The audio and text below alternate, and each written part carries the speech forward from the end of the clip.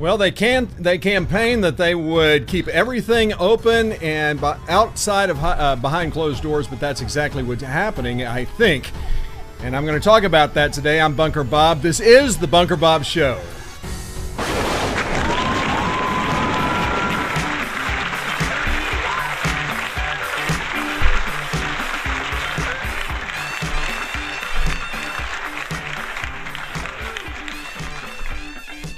Yes, and welcome. It is, what is today, Monday or Tuesday? No, it's supposed to be Monday, but I didn't do a show yesterday.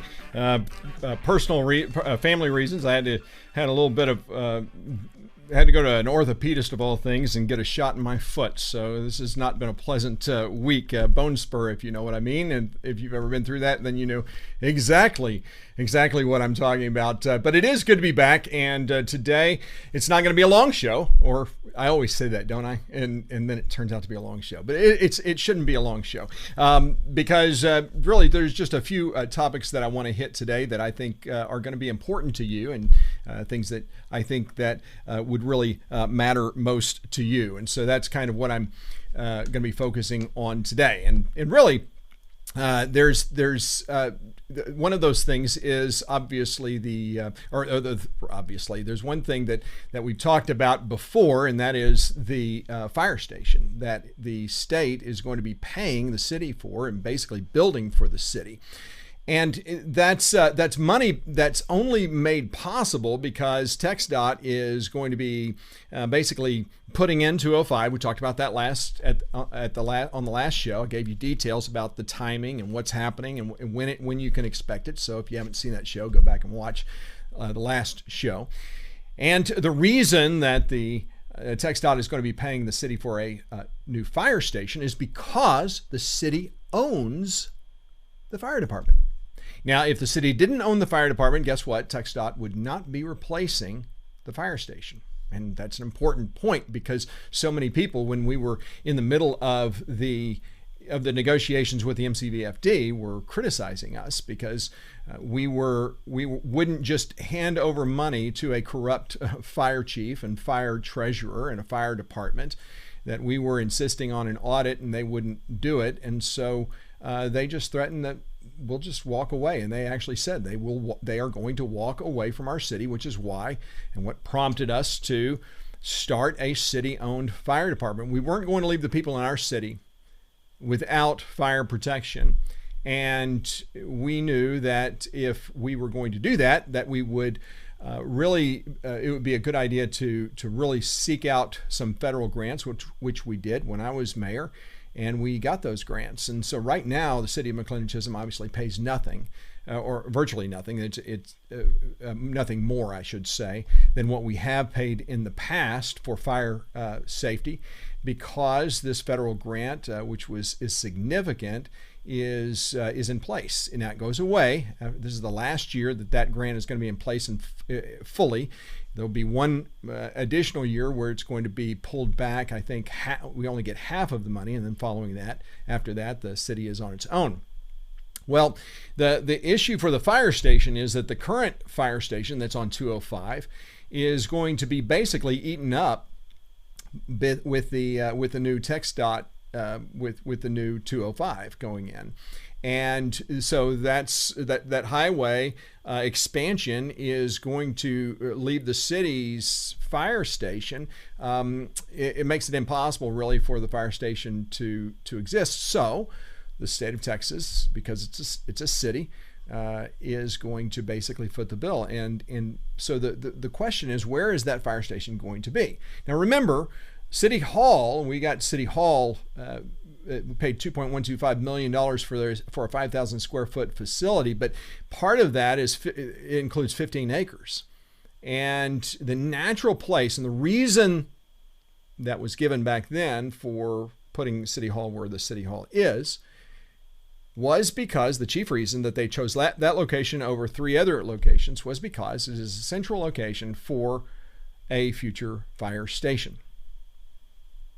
Now, remember, when they initially purchased the property, now they were given 2 acres, but they initially purchased 3 acres. And why is that? Because Gary Lovell Councilman Gary Lovell at the time said that he was not okay with purchasing more than 3 acres because the landowner that was giving the 2 acres offered an additional, I don't know how many acres, I think 20 or so, however many the city wanted, for $20,000 an acre. Of course, the property then wasn't valued at $20,000. It was much less, but hey, the city decided, okay, they wanted to purchase additional property in addition to the 2 acres that was given by the landowner. Understand, the landowner is the owner of the Triple Creek Ranch, the same Triple Creek Ranch that I've been talking about over and over again, where the Triple Creek development is in place. That the Triple Creek, where they're going to be putting 1,876 homes on somewhere around 1,600 acres. And this is all behind closed doors. All of these deals, the development agreement for Sonoma, Verde, and Triple Creek were signed on the very same day and approved on the very same night. So that's the good old boy network for you, and what I ran against and what I stopped when I was mayor. I also ended the behind closed door meetings about things that were coming up. Well, so we've got, I didn't finish one of the things I talked about with that property that the city council was arguing that they should purchase an additional 13 to give them a total of 15 acres. Gary Lovell said, no, I'm not going to do that. Another member of council also said no. I think it was Jack Pullen who said no. And so, and in fact, I know it was Jack Pullen in hindsight. So both Gary Lovell and Jack Pullen told the remainder of the council and Mayor Gary Moody that they would not do that. And so they compromised and purchased an additional 3. So gave the city 5 acres, which all agreed. I mean, if the city were to go to full build out, you would need a fire department and police station, right? If you ever got those 2 things.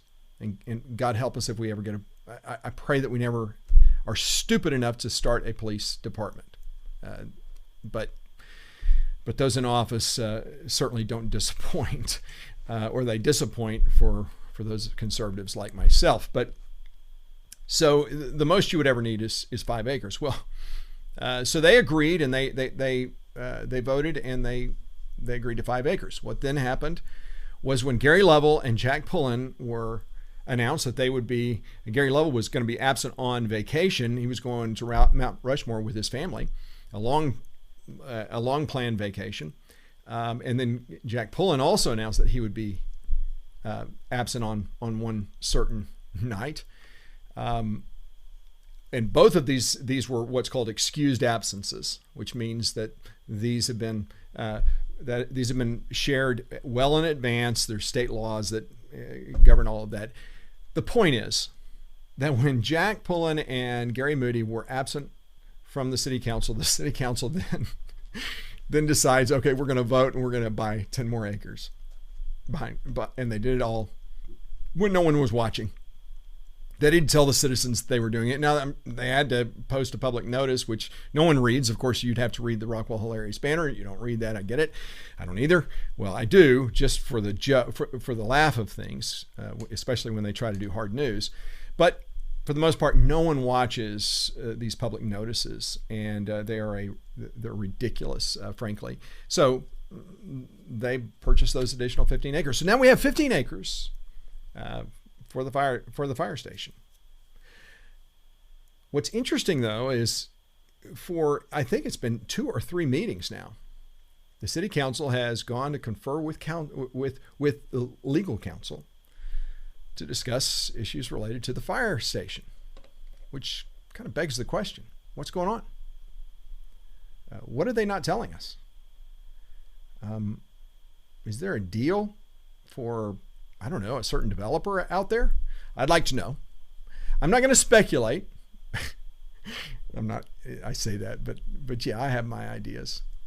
I think I know what's going on, and I guess we'll just wait and see. Well, let's just see how transparent this city council is. So, council, I'm just wondering, when are you going to start disclosing what your plans are for where that fire station is going to go? So that's the state-funded fire station. All these meetings have been behind closed doors, and we know nothing. So that's on the fire station. The next issue is another interesting one. This is called the Council Budget Retreat. The Council Budget Retreat. So what's going on? Well, what was interesting is the council literally wanted to take a retreat. They wanted to rent a hotel space, a conference room, and retreat. In other words, get away from the citizens of McLendon-Chisholm so that they could talk about budget while no one's around. Now, remember, we have a $2.125 million city hall that is supposed to be great for everything. I mean, it should be able to do everything for everybody. I mean, it's supposed to meet all of our needs, right? Isn't that why what they said they were trying to do there? Is that true? Is that what was happening? I don't think so. I don't know. But since we have this amazing city hall, why would we want to go somewhere else? And besides, how much would that cost to go somewhere else? Frankly, I think that's a better question. What would that cost? Well, I don't know what happened to that idea, but it doesn't look like that's going to move forward. So it appears as though the city council is going to retreat at City Hall, where they should have retreated to begin with. Okay, so that budget retreat is going to be on Monday, July 15th, and it's going to start at 9 a.m. They're going to break for lunch, and it's probably going to be an all-day session. So pack your lunch and make sure that you're there on Monday, July 15th. Are there any bets out there as to whether or not this sucker is going to be televised? I doubt it. But I don't know. I don't know what I'm doing that day. I might just see what I'm doing that day and maybe just come out for a little bit and see what's going on. Shake a few hands, because I know they love to see me. Don't you think? I know that I would. I'm sure they would love to see me. So I don't know. We'll look at that, and then we'll decide whether or not I'm going to broadcast that. But if I do, it'll be a live. I'll go live, and we'll just have to see what the mayor allows. See, the mayor does not like anything recorded, and that's why we're not seeing some of these meetings being recorded, even though we have this very expensive equipment that we're paying for. So that is the council budget retreat, July 15th, 9 a.m., and it's going to last all day. Now, here is a big question that I have, and it's a question that I'm still waiting to get answered. Now, I'm going to be watching the budget retreat pretty carefully, and I think anyone, all of us should, because the question that I keep asking is, what are you going to do about funding public safety? What was my rub when I was mayor? What was my rub when I was on city council? My rub was that we had a fire department. We were funding a fire department where the city, that was serving a fire district, but the city only made up 1/3 of that fire district, where half of all the calls go outside of the city, right? And those who live outside the city in the unincorporated area, or not in the ETJ, but the unincorporated area, those people contribute nothing to their fire safety. Now that we have a new council a new mayor, we got Herman Larkin. Remember Herman Larkin when he ran for city council? This guy, he knows how to plan. He knows how to create strategy. That was his big thing. He's a money guy, and he's resigning from office.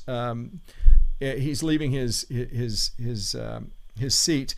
He's going to be here for 2 more city council meetings, but he's going to make sure he's at the budget retreat. Okay, Mr. Larkin, what is your plan to get those who are in the unincorporated area to begin contributing to their fire safety? Because currently, the city is obligating itself to serving the unincorporated area for the money that the county gives us from the sales tax in the unincorporated area, right? That's split up between all the cities. Currently, that is $67,500. We're talking about a fire department that is that once the the federal grant goes away, we're talking about $700,000-800,000 as it stands now.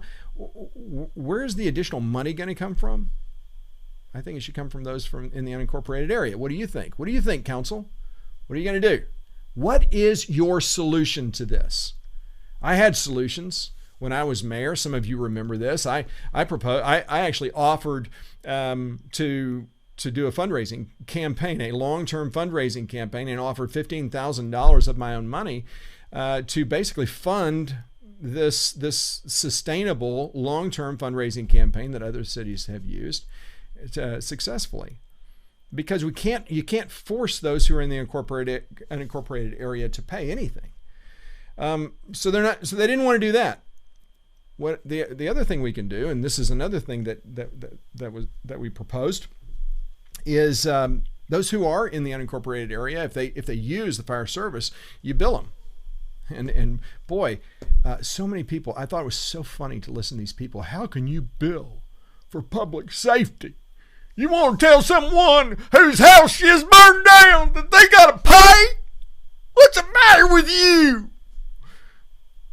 These are the same people who, by the way, if you get in a car accident and Care Flight comes and picks you up and takes you to the hospital and you die, your family's going to be billed $20,000. Yeah. Why? Because things cost money. And that's a reality. The people of McLendon-Chisholm, you and me, we pay for our fire safety. And those who are in the unincorporated area don't. The problem is to stand up to public safety, to the people in public safety, like a rogue, a tyrant of a fire chief that we once had. It becomes a political football for those who are opportunists of all kinds. That's how Mayor Short's in office. That's how he got in office. That's how Herman Larkin and Jim Bloom, that's how these guys are in office. Because they played politics with our public safety and lied. That's how Trudy Wosner and Kippett and Dahl, that's how they're in office. So, because they lie. Okay, so now they're in office. What are you going to do? What's your solutions? That's something that they need to answer, right? Don't you agree? It's simple. Since we got Herman Larkin, he's still here. He's this brilliant guy. Well, we shouldn't have any problem, right? Shouldn't be a problem at all for him. All right, so let's see what happens there, and I guess time will tell. What I found interesting was reading the Rockwall Hilarious banner. Yes, I still keep a copy of it. You know why? Because I get it for free. It's thrown in my front lawn for free. That's what it's worth. You know what something is worth by how much you pay for it, and that's about what it's worth. I mean, so I'm looking at it, and I'm seeing that there's an issue at the county courthouse. Why? Because the state legislature has approved that the county can have another judge, and so the problem is, we built a $37.2 million courthouse, and that courthouse it was built without the support of voters. Voters actually voted it down in 2004 and 2005. There's a four-story, 135,000 square foot facility that was dedicated on November of 2011. And by a 3-2 vote, in 2004 and 2005, the county courthouse was put on the ballot and voters said no, they don't want it. So in 2008, May of 2008, by a 3-2 vote, the county commissioners voted to approve this facility, which is a beautiful facility, no question. But as far as its usefulness and as far as its ability to really serve the people of Rockwall County and sustain the growth that Rockwall County is anticipating, it is a lousy design. Guess what? we don't have room for this new courthouse, for a new judge in court. So what are they going to do? That's a great question, isn't it? When they built the City Hall in McLendon-Chisholm for $2.125 million for a 5,000 square foot facility, yeah, I know. I don't. Good luck on figuring out what happened, where all that money went. They had big plans. They wanted a police department, a fire department. They wanted to increase the budget by 333%. They wanted to increase taxes by 228%. And that's when I got involved and started to make a lot of noise and say, whoa, citizens, are you aware of what's going on? But they built the City Hall without our knowledge or consent. But I'll tell you, the moment that the city takes on a police department, the moment that happens, guess what? Our City Hall will be too small. We will need to build a police department, and on top of all the other costs, if you start a police department, you're not hiring one person, you're hiring 5. That's how many people it costs to run a police department. So what's happening in the county, what with this courthouse, is exactly what's going to happen with the city of McLendon-Chisholm if the city ever is stupid enough to bring in a police department. So stay tuned, folks. I guess we're going to see what the plan for the county is going to be. So that'll be interesting.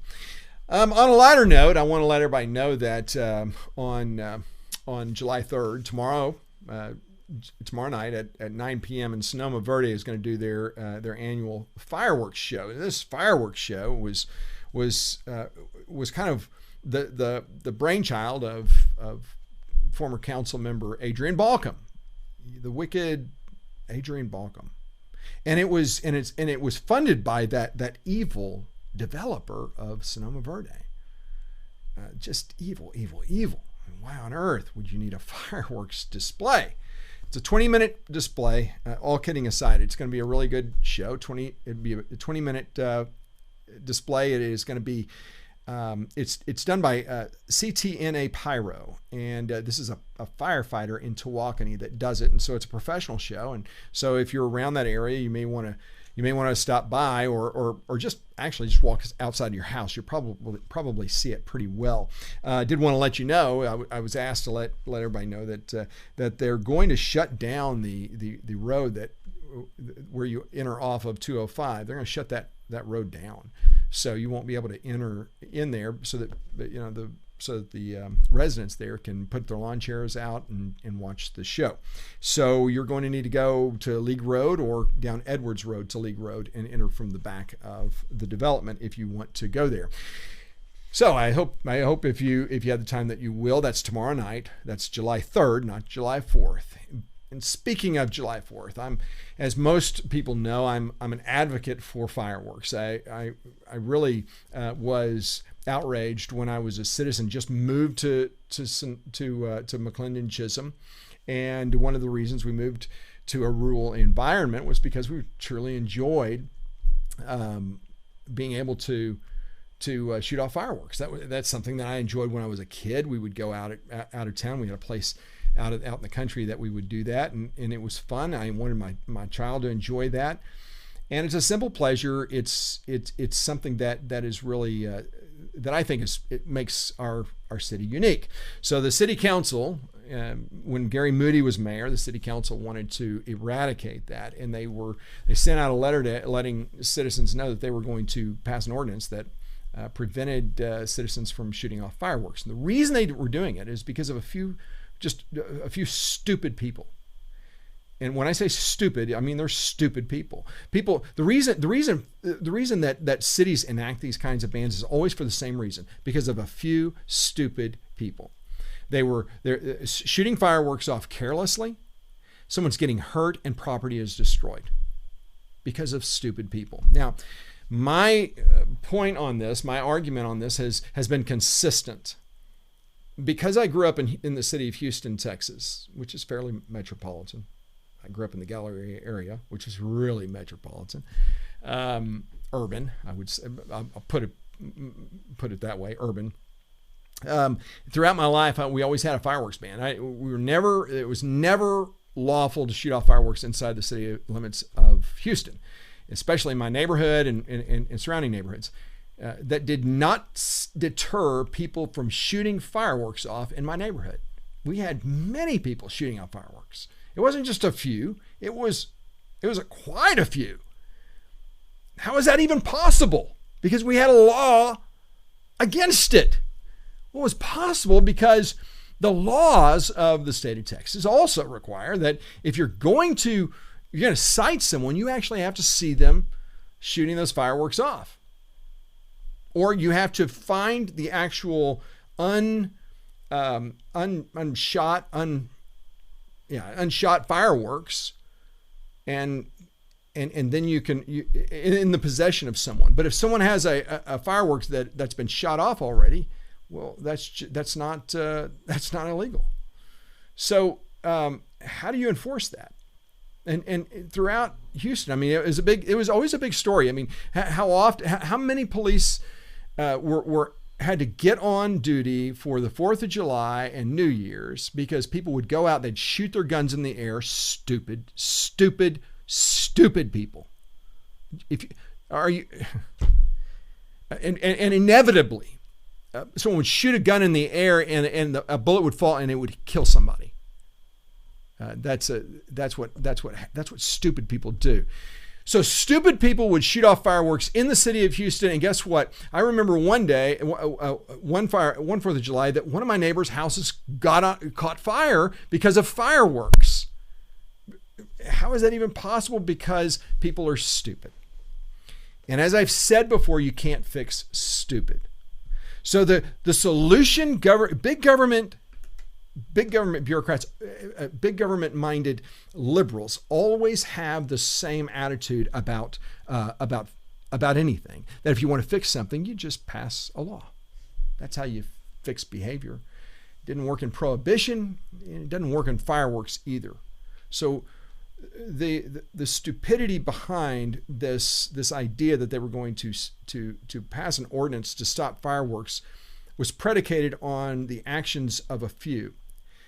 And sadly, there was a lot of people who were in support of it. I have neighbors who still support a fireworks ban, and that's disheartening. When I was a president of our HOA, I put out a newsletter and basically said, "Here, let's just agree upon some standards. Let's not shoot fireworks off after 11 p.m. Let's make sure that if you shoot off fireworks, that the next morning you do firework patrol, that you go around to your neighbors, because that was one of the bigger complaints, that you shoot off fireworks and they end up in neighbors' yard, their pools, their roofs, and just because people weren't taking responsibility." We talked about doing it safely. We talked about making sure that people were aware that you're going to shoot off fireworks. And obviously, July 4th and New Year's are the two most prominent days to do that. And clearly, there are days that, July 3rd. I suspect that tonight, July 2nd, we're going to start hearing some fireworks in our area, and not little ones, but big ones. We just have to be aware of it, and don't be stupid about it. Be ready in case you do start a fire. Have a plan. And so that's what I put out for our HOA. That was the first year that we didn't get any complaints. Why? Because everyone kind of understood. Here's kind of the standards. Here's kind of the rules that we want to live by. We didn't enact any law, any HOA rule. You weren't going to be fined if you violated it. We were just simply saying, as a community, let's have common sense. Let's respect our neighbors. And that should be the attitude of everybody in McLendon-Chisholm.